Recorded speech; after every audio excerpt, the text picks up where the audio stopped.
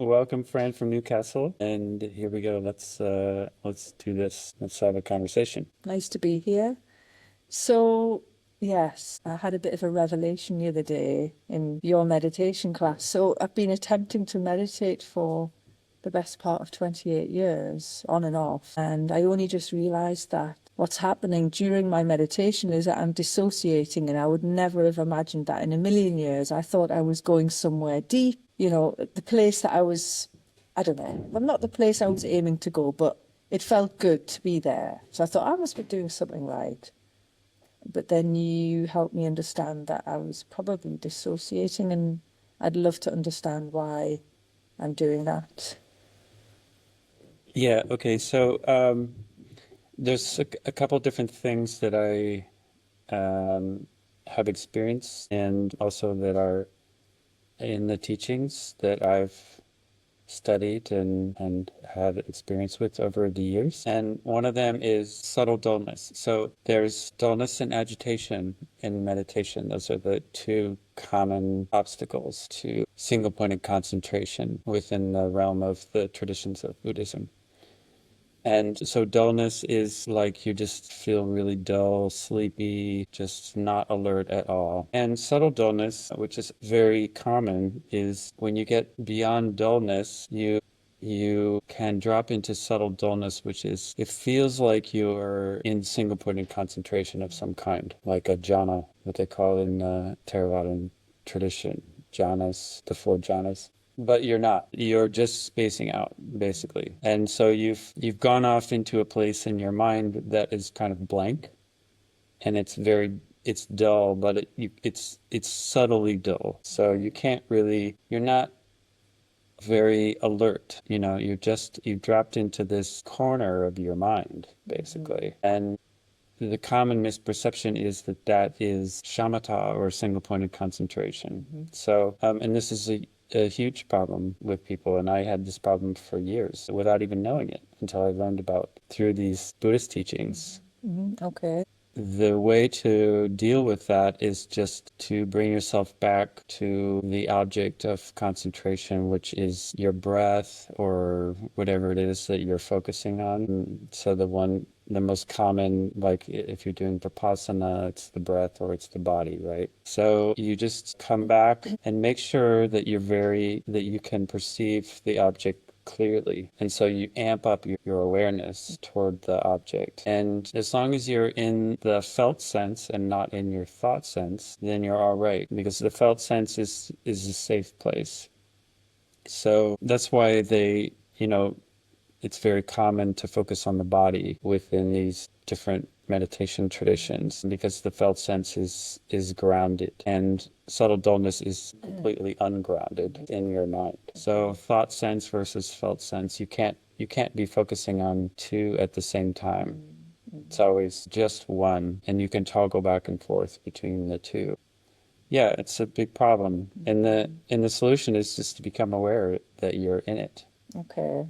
Yeah, Yeah. that would be a big step. So, would you recommend, like, maybe also opening the eyes and You could do that too, yeah. So open eye meditation is also a very common practice. The issue or potential obstacle to that is agitation. So it takes a little bit of practice, but you can do it. I've done it, and it's great. It's fantastic. And you just stare straight ahead. You can stare at a point, or you can also, like in Zen, they often do this sort of peripheral kind of view where you're not focusing on anything. You just view everything the same. And so either or works. And then you just, because we're so used to perceiving with our eyes, that's where a lot of perhaps most of our information comes from. That is a potential source of agitation, because then our mind runs off because we're looking at something. And so it's just become aware that you are thinking when you're thinking. It's just the same as the other kind of meditation, just to make sure that you're aware that you're having a thought, and then you drop it, or you just remain aware that it's there.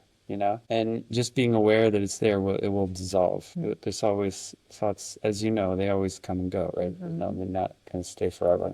So yeah, that's very good for that.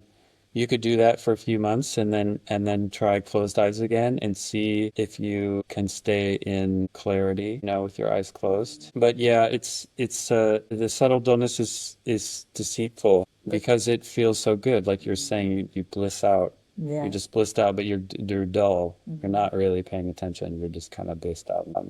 Yeah. Yeah, now I've got this habit as well, and I'm very much attached to that habit, I'm sure. Yeah. So how to break, it's like the habit of a lifetime. But yeah, practice. And also I think for me the key is when to practice, because whenever I've been in a class with you, particularly when we were meditating in the middle of the winter with the dark nights, I would say every evening, I automatically go into dullness. I'm just too sleepy. So then for me, on a very practical level, I think, meditating in the morning, I'm a morning person. So that's going to be my natural go-to, isn't it? To meditate when I'm quite sort of fresh and alert. Or maybe you can also recommend some practice that can come before the maybe single pointed concentration meditation, or other some breathing practices or so on. Yeah, so there are a lot of things you can do. The Wim Hof method, as we've done in class, is really good at waking you up in the morning, and I do that almost every morning before my practice. And I also do pranayama before my meditation practice, and those can really wake you up. So, because the Wim Hof method is super vigorous, right? Really, it gets the blood flowing, it gets the oxygen to your brain, and everything is working. You don't really need to drink coffee or whatever in the morning if you're doing that. It's just like, bing, you're on. And you haven't consumed all of the information of your day yet. So you're fresh, like you said. And yeah, I think that should work. I don't know. I mean, I know you're a yoga teacher. I don't know if you do yoga in the morning, but Often, yes. okay, all right. Yes. So yeah, it should work. It should work, especially with the eyes open Yeah. practice. Yeah. So, and you don't have to go for that long either. You can just do it for 10 to 15 minutes. 10 to 15 minutes of super clear meditation is 10 times better than an hour of subtle dullness. So yeah, it doesn't take very long. So just make sure you're clear. Like if you're focusing on the breath, use the breath as the clarity barometer. How clear can you feel the breath in your belly?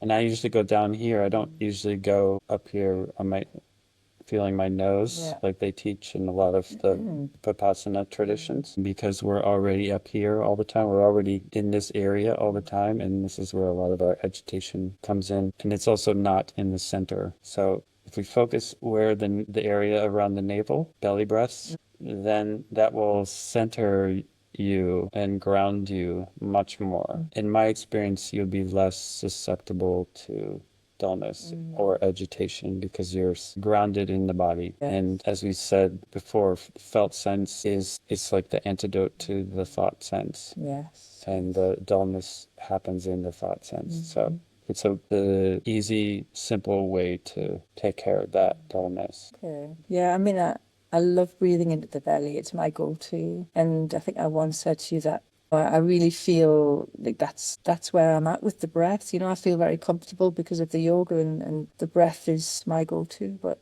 I just feel like I do want to take my meditation practice to the next level, because I feel when we try self-inquiry, it's just, I don't know, because of my constitution, it's just too airy. Like, it automatically just takes me like, just takes me out, because there's no substance. So does that mean that I can stay with the belly breath while practicing something like self-inquiry, or? Yeah, Yeah, okay. absolutely. Okay, got And it. I do that. Okay. I do that. And I also had this problem of self-inquiry and getting stuck in the mind in the past. And yeah, that's a really good way to deal with that. Because self-inquiry has to start with the mind, right? Because the mind is inquiring what it is, or who it is. And so, yeah, if you stay with the breath as you're doing self-inquiry, then you anchor into the body as you're doing it. And then you go from the mind to the felt sense, and then from the felt sense into the awareness. So the way I like to think of it is that the felt sense is the segue from the mind to the awareness. The what, baby? The segue. It's the in between.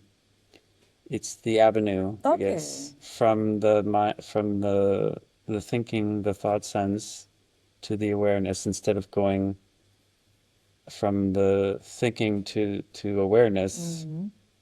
If you're just, you're not used to this self-inquiry thing, it's much safer just to go into the felt sense and then reach the awareness from there. And self-inquiry is all about awareness, self-awareness, right? So, and you can go back and forth. Like, one of the techniques with self-inquiry is, who am I? Where's my mind? It's another one. So with who am I, it's a mental question, right? But then you drop the mentalness and you go into awareness. And because you're not able to find who am I. It's not there. There's nothing there. You can never find the answer to that question. So it leads you into the ultimate question mark, which is awareness, perfect awareness. And so, but you can't think yourself into it, right? You have to drop the question and then, But that's the hard part. So just try and explain how yeah. you drop the question. Well, okay, so if I'm doing who am I, um, I go into this, I just go straight into, it's kind of like a cross between the felt sense and the awareness. So I'm feeling my body as I'm doing it to anchor myself. But then I'm just like, um, it's really hard to explain how that happens. Okay. But if I'm anchored in my body, when I'm asking the question, then it's easier. It's okay for the mind to look for itself. It's not going to hurt you to do that. The problem is when we get stuck with this sort of urgency or this mission or this, I guess, it's like a task. We get stuck with the task of trying to find ourselves, and then it becomes this like thing with the mind. Oh, I have to figure it out. I have to figure it out, because that's how we're trained, right? In the West, we're trained to figure things out with the thinking mind. We're all thinkers. We're programmed that way. This is our conditioning. So yeah, the way out of that is just the felt sense. Okay. And just always go back to the breath or the body. It doesn't matter. Just anything that is within the felt sense. And usually, there's eyes, ears, nose, tongue, body, right?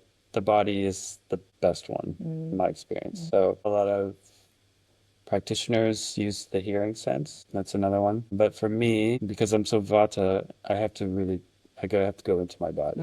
So then if your self-inquiry is, where's my mind? Then the mind searches for itself. And it's okay to let it do that for a minute or two. Ultimately, nothing's going to happen because the mind can't find out where it comes from. Where does it come from, or where is it? It doesn't know those things. So ultimately, it has to give up at some point. And then when it does, then you're left with that ultimate question mark again, which is within the realm of awareness. So if you get stuck when you're doing these, just stop and just breathe and just feel the body. As you become more comfortable going from the thought sense to the felt sense, back and forth between these, you'll be able to discern what is what when you're doing this, and then you'll be able to, once you discern it, you can let go of the thought sense, because you know what's happening. There's a greater understanding, a greater awareness of what's going on. So you can become aware, like you can become aware of the mind thinking, right? There's an awareness there when you're thinking. So that's the goal, is to expand beyond the mind, so that the observer is the awareness. So if you're in observation, there's no thinking, right? There's just awareness, right? So as long as you're observing the mind, this is how I understand it. then there's no problem because you're just in awareness. You're not in thinking mind. Yeah. So, Yeah. I mean, my experience though is like when we did some self-inquiry last week or the week before, it felt like I was even going to use the word detach, or, it wasn't that, it didn't feel like I was in the mind. I was really breathing and I was feeling my body, yet I still dissociated completely. Like, I mean, I definitely felt like I'd gone into my felt sense, and then I was away with the fairies. okay. Yeah. And so, but you're just saying that I have to, as soon as I realize, bring my attention back, probably first to the belly. Yes. Yeah. And this is, by the way, this is common because we're not really trained to meditate correctly. By most teachers that teach meditation don't teach it correctly. Um, because probably because they're not trained correctly and they're not doing it right either. And so it's like it's similar to the world of yoga, as you I'm sure are aware of. There's a lot of teachers teaching things that are just not good. That people hurt themselves, and it's very common. And so it's the same in the meditation world. And even on these retreats, like you go to a Vipassana retreat, a Goenka retreat or something, there are no teachers there. There are only teacher assistants, and they don't know everything either. So they're just following what Goenka is saying on a video, just the same as you are when they're at the retreat. They have more experience at it, but there's a lack of experience and knowledge within the guidance. Exactly, yeah. So with that said, I would say yes. So dissociation is a major common problem, and it's why a lot of people don't like meditation. They don't like to meditate because it makes them dissociate. But I was going to say, I actually like dissociating. But I mean, I would never have called it that before, by the way. So up until Tuesday, would never have used that word, honestly. It's kind of a shock to me because I think of dissociation as a very negative thing, that I would use dissociation as a trauma response. So why would I be reacting in a trauma response when I should be feeling safe? So I've got this kind of confusion. Yeah, so what I would say about that is we're all conditioned to run away from things that are painful, right? It's just how we are. We're conditioned that way. And if you've been doing it for a long time, if you've been meditating for a long time in the same way, that groove deepens and deepens. And so then it's just your go-to groove, right? So reversing that is going to take a bit of time and practice, but you can do it. I was there also, and I reversed it, and it took time, and it took a lot of understanding and questioning what was going on and looking at teachings and hearing from teachers and things like that. It's not an easy thing, but when you get it, you get it. And then I think you will get it. But this thing with dissociation and trauma, so we're running away from our trauma, right? And that's what we do. We take drugs or alcohol or we socialize too much and don't get enough personal time, or we watch movies or TV or news or whatever. Like we just consume things, food, whatever it is. We're always trying to get away from what is there. And that's how we're trained. But so with trauma, it's extra difficult, right? Because it's extra painful. And I think that the Sedona method really helps with releasing trauma personally. And also releasing emotions helped me to understand that I was holding on to things such as trauma. And that was affecting my meditation.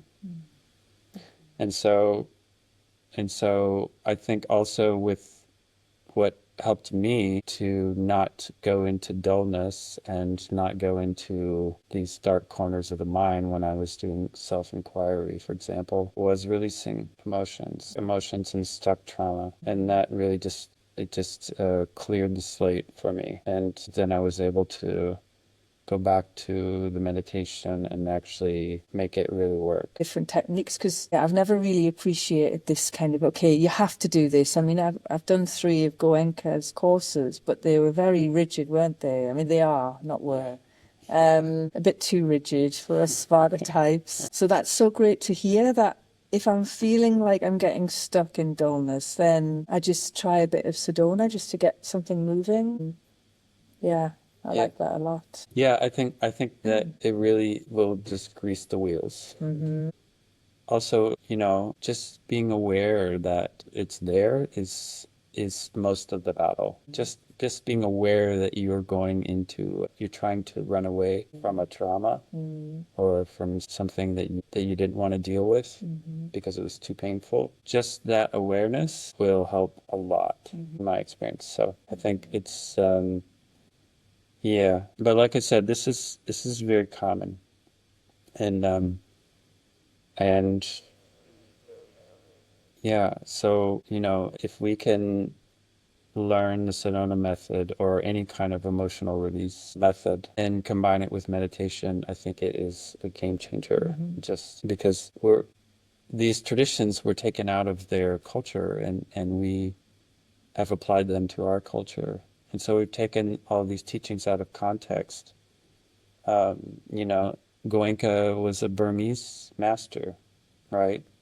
So his culture was the Burmese culture, not the, K or United States Rooted culture. in Buddhism. Yeah, yeah. And so now we've taken these traditions out and we're trying to apply it to our culture, but that takes time and it takes understanding and wisdom in how to apply the teachings to the way we're wired, because we're wired so differently. We are focused on the individual and gaining things via our individuality and personal freedom and all these things, where they didn't have that emphasis at all in the Eastern cultures, especially in the ancient cultures of Burma and Tibet and China, Japan, and all of Southeast Asia, where these traditions came from. So yeah, there's a little bit of growing pain for us learning these practices. But there are teachers that are are really explaining it well, and they have this understanding of where we're coming from and how to apply the teachings. Um, so, yeah, it's just, I think just being aware of that is really super important, and being aware of how our minds work and how we get into these dark places that um, so yeah, I mean, you said about individuality. I think so. When it comes to meditation, I mean, it is a very individual practice, isn't it? So, one shape doesn't suit all. So, like you just said, we can find our way. I mean, I think I once said to you, again about the breath, maybe my whole life and my whole meditation practice may just be staying with the breath. I mean, maybe that's also okay. I don't have yeah, to reach for a certain height. I mean, because that's part of the problem, isn't it? If as soon as absolutely, you reach for something, then you're taken away from what it is that you're trying. There's that word yeah, trying, but yeah, yeah. It's hard to talk about, right? I don't have the language, but yeah, I kind of, yeah. I kind of have a feeling, but yeah, I don't have the language to express. But yeah, I just want to say again, the breath. Maybe the breath is my way. Yeah, yeah, it could be, and why not? And then maybe just one day, totally out of the blue, unexpected, without any expectation, I might just drop into a place and not dissociate, and then yeah. Yeah, absolutely. And that's how it happened for me. So I just dropped all this heady stuff for a while. Also, working with my hands really helps. Playing music also really Building helps. schist walls. Building schist walls also helps a lot. Yeah. Yeah. And Yeah, I've noticed even from day to day, week to week, I'm able to access these avenues of self-inquiry much more easy than I was the day before or the week before because I grounded myself in some way, which usually means forgetting about it and just going on with my life and then just coming back and just experimenting, Like how does my mind work and why do I get set off by things and what is it that I have to eliminate in my life so that my mind will be more clear, including deeply embedded emotions, but also relationships that don't work, that aren't serving you, and all kinds of things, that we're holding on to. Old beliefs. Like, Old for beliefs. example, so I've got a belief. So you will understand, being a fellow Vata constitution, which is that I'm not very good at the whole consistency thing. I mean, so yoga has been part of my life for, say, 28 years. So that is a consistent, and meditation and yoga go hand in hand. So it's not that I'm purely inconsistent, but things come into life and I'm just not able, I haven't quite found the place where it's become like a part of my life, like brushing my teeth or getting out of bed in the morning. How to get to that place of, really consistent, because you really are, you want to do it. You have to be really committed in a way to the cause, to the. Yeah, I've had that issue my whole life of being a Vata person and just having no desire to be consistent with anything. And that's certainly been affected my practice, and trying to hold down a practice the way other people do was a big mistake. And when I learned to just follow my own flow, then it worked out great. Okay. So what is my flow? It could be staying up until 2 in the morning. That's like a normal thing for me. I'm meditating late at night, meditating when I get up in the morning. If I'm not feeling it, sometimes just letting it go, Right. just relax and let it go. Don't make it into a chore, but feel it, like, wow, this would be really good for me right now. I really want to do this because it would be really good for me. And then just making the time wherever the time Yeah. is, where it ends up, because every day is different, especially with people like you and me. Every day is completely different, and our schedules get thrown off, and because we're not these kind of, you know, um, we're not the kind of people that just go and go and go at the same time every day. So yeah, embracing that fact and who you are underneath it all, is the way to do it, I Okay. think. I know that's super helpful, because I know that I thrive with some structure in a way. So I do kind of yearn for more structure. Yet, no, it doesn't work. So I think I'm going to go with the flow. Thank you. And also, you use this expression, let it go. I mean, I know what it means, but like, can you just give us a bit more insight into how to let things go? Because it's not that easy, is it? I mean, it should be. No, I mean, come on, give us a little bit of an insight. What do you mean by let it go? Exactly. Like, Well, what's the context? Well, you just said it. So what did you say? Okay, so just let go of, so it's best to meditate first thing in the morning. Well, no, just let go of that concept. Just throw it out. Just drop it. I see. It's not, I don't know, it's sometimes not so easy. I often hear people throwing around this expression, let it go, and it kind of grinds on me a little bit, because it's not that easy. I see what you mean. So around the idea of practice, like Yeah, I mean, having a daily practice, letting that go. I suppose maybe just letting it go, that expression in any situation, but we can talk about it in relation to letting go of meditating should be a certain way. Yeah, so letting go of the shoulds. So let it go of all shoulds. Yeah. Any shoulds actually. Okay. Yeah. And even coulds. Because it's all really just happening now anyway, right? And we have these we're conditioned, we're programmed to have effort and try, and meditation is the opposite of having effort, right? So if you're trying really hard to make a time to not try, I mean Yeah. that's the paradox of like trying to keep a practice, right? A meditation practice. So just if you're in the flow, you know, um, then there's no should, right? There's not even could. There's just what is. So the more you can stay in the flow, and part of that is doing what you love. And if meditation is what you love, then that's part of the flow, right? Because you want to do it. Yeah. And you know what the effect of it is, right? That's why you do it. And so that's part of falling in love with the practice is knowing the results that it brings and the state of mind that you love to be in, right?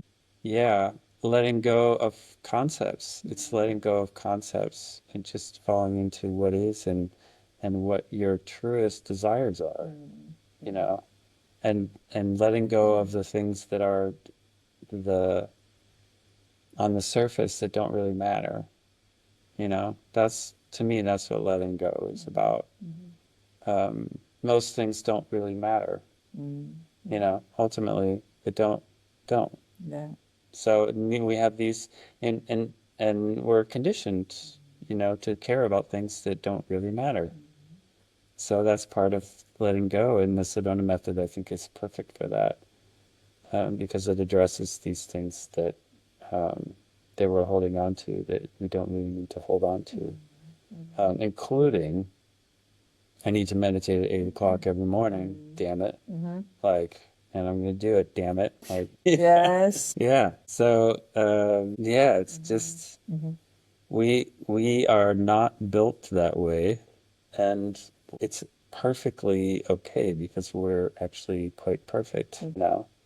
Um, this is also why I love meditating on the go, you know, and the practice of I am, for example, when you're waiting in line at the grocery store or something, you can just practice I am. And that's kind of a meditation, right? You're just being, they call it mindfulness, which I think is a ridiculous name, but it's being, yeah, it's mindfulness, right? It is being self-aware wherever you are. And so the more you can do that throughout the day, just reminding yourself. If you have a go-to sort of mantra that works for you, then just say it throughout the day. I am really helped me a lot, and you could say I am I.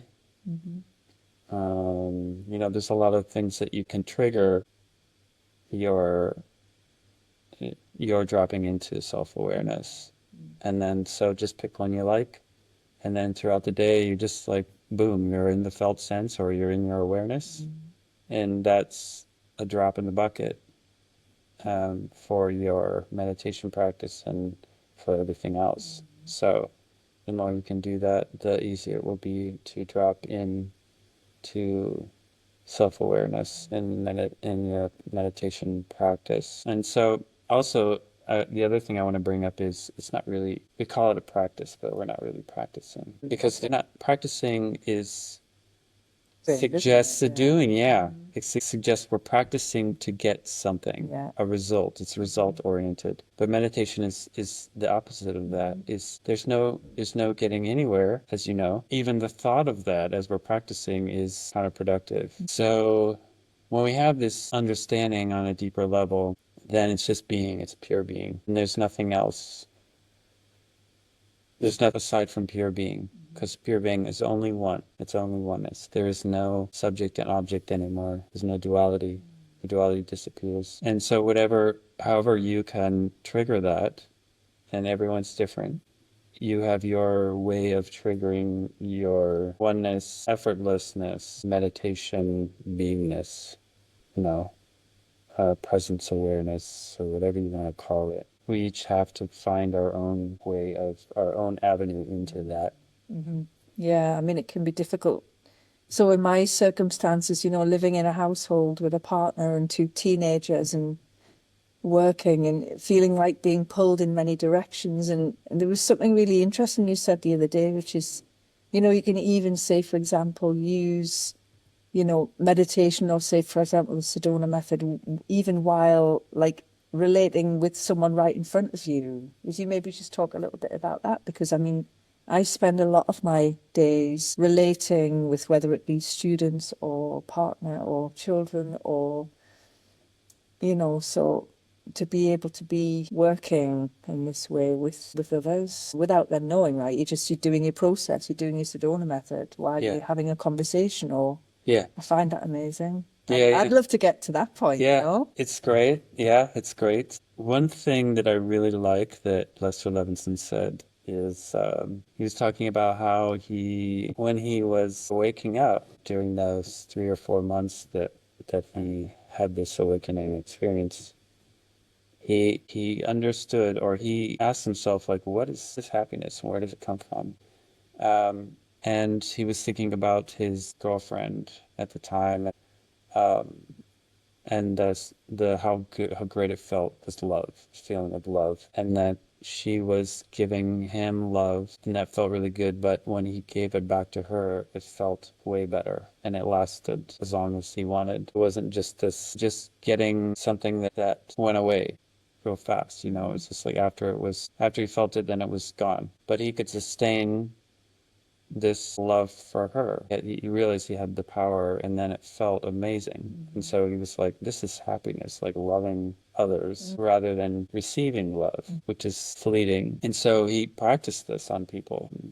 And he said, even when they were um, being difficult with him. He was trying to help them and they were being difficult. He would continue this practice when they were being difficult and just loving them. And that he kept going with it. And he said that was one of the things that really helped his realization. And he said also that it was endless, that it could keep going and getting more and more and more blissful and happy to just keep going with it. Oh, that's beautiful. That gives Yeah. me some, power to keep on going on the path. Yeah, because I think even though I've been meditating for years, mostly in dullness, so I'm still in this infancy stage, let's say. So if I can I need to just keep going and just knowing, what's to come. Yeah. Yeah. That's going to keep me going. Yeah, I think so. I think so. Yeah, for a long time I've listened to audios of people that I liked. I would just listen all day long as I was working or whatever. Sometimes I still do. And that really helps me stay on track as well. But I think probably the biggest push or moments where I really progressed were in retreat because I wasn't being occupied by everything else in my life. I just said, okay, it's just going to be me and my house or wherever I was at the time. Yeah, no phone, no talking to anyone, just being alone and silent. And then that enabling me to go deeper into the meditation and the self-inquiry and just not even that, but just being, just beingness, being with yourself. It's like, for me, that was maybe the biggest help. What do you think would be like in an ideal world, a sort of an idea that you could suggest to me or someone like to aim for, say in 1 year, like what, I don't know, a couple of 1 day retreats, one week retreat per year, or what could be a good aim? Well, yeah, I mean, um, it depends on what you think is doable. Yeah, exactly. But I think a lot more is doable than you probably think. So you just for what I've done is, well, I'm a I'm a hermit. I just realized this like the on the human design chart, I have a number for a hermit. Oh, really? Apart from a Tuesday evening. Yeah, yeah. And I didn't actually realize that until recently. And then I realized, oh, I thought it was like an astrological transit. Like, oh, my progressed moon is in the 12th house, and Okay. I now have 5 planets in the 12th house, transiting the 12th house. Okay. So, but I've always been this way. I'm just more that way now, but I've always loved just going off by myself, ever since I was a kid, or even more so like after college, where I just realized like people drain me, I just get really tired after talking to people, especially parties and things, like just really draining. So I just did it naturally. And when I realized like, oh, this tradition, like all these meditation traditions have retreats, and I loved it because, I started going to group retreats and they were amazing because you have all this energy and you have someone who's leading it who knows things, and you do it as a group and you're forced to do things that you wouldn't do otherwise because you have to, sometimes they ring a bell and you're like, oh, the bell, you know, gotta go back to walking meditation or get back to sit for 45 minutes, and you do that all day long, and there's no way I would have ever had that kind of motivation to do self-motivation. Discipline. Yeah, the discipline. So, and then after I learned through this Tibetan Buddhist tradition that they do a lot of solitary retreats, I started doing those and it was like, wow, yeah, amazing. Also very difficult for someone who's not so disciplined, but I did them and they were fantastic. Difficult and fantastic at the same time. Okay. So you can do that. You don't have to be with a group. You can just go off on your own and you just write everything down. Like, here's what I'm going to do this hour of the day, and you just check off the list. Very simple. You just decide intuitively what's best for you. And then you just go and do it. And you can do 2 weeks solitary retreat, no problem. You know, sometimes I would get cabin fever and I would just go out in the wilderness and walk around. Or sometimes I would go to the store and shop and not saying anything because I was getting cabin fever, Yeah. or also running out of food or firewood or something, so yeah, like really just crazy stuff. But you can do that while you're in retreat. Like, you just sense like what you need. And if you need to break the boundary of your retreat and go shopping, then go do that, You don't Again, have to well, be rigid. yeah, again, we're going back to that. Not, you don't have to stick to. Yeah, It's good to yeah, have a framework, isn't it? But yeah, then it takes me back to my experience with the Vipassana. I had I think I've got a bit of trauma around it. So the first time I must have just been dissociating for so much of the 10 days. I yeah. was like, I was beyond spaced out. I mean, I was like, just my eyes felt like they were just saucers. I was just like, I was one of those ones that could not speak. Like everyone else was like, and I was just like, and then the second time was even worse because I was suffering from depression at the time. And I think that's why they really say, they ask you in the questionnaire, don't they? You have Right. to be very honest about your psychological history. That was a big mistake, going into a Vipassana with depression. No, thank you, not again. So I've got some trauma around what a retreat is, but I've only really experienced that. So yeah, that's why I wanted a little bit more of an idea. Just go in very gently, I would say. Start with maybe like a one day silence. Absolutely. Do a 1 day retreat and go from there, and then do a three day retreat, and then do a week retreat, and just be easy on yourself. Be kind to yourself. That's the most important thing. Kindness to ourselves is like, I think, is the key to is the hidden sort of gem in all of this, Yeah, right? absolutely. Because doing a for me, doing a 2 week retreat would be very kind to myself. For you, it might be Yeah. very unkind Yeah, I to think you. at this point, yeah, it's just not realistic. But Yeah. that's good to know. In fact, let me just say one thing about that's not strictly true about the Vipassana being my only experience. Have you ever spent any time in Sri Lanka? No, I have not. There's such a beautiful meditation center called Nilambe up in the hill country near Kandy, and that was very gentle because they had their schedule and it would involve sitting meditation, walking, standing, food times, whatever. That was really, if I could find something like that, that would be really where I'm at right now. Yeah. Also Thich Nhat Hanh is very gentle, and I did a weekend retreat San Diego at the center there, and it was phenomenal. It just really like dropped me in to a really good place. It's not my thing, like the singing and all the hand gestures and everything. I didn't really like the music. I was kind of fighting that, trying to keep from judging their music and style, whatever. But it was really good for me to do that. So yeah, there are traditions that are much more gentle. Vipassana is just so hardcore, and so if you're doing that, especially as a Vata person, I think it's just for me it was an awful experience. So yeah, we all have to find what we need. Yeah, so just ask for it to come, and it will come, I think.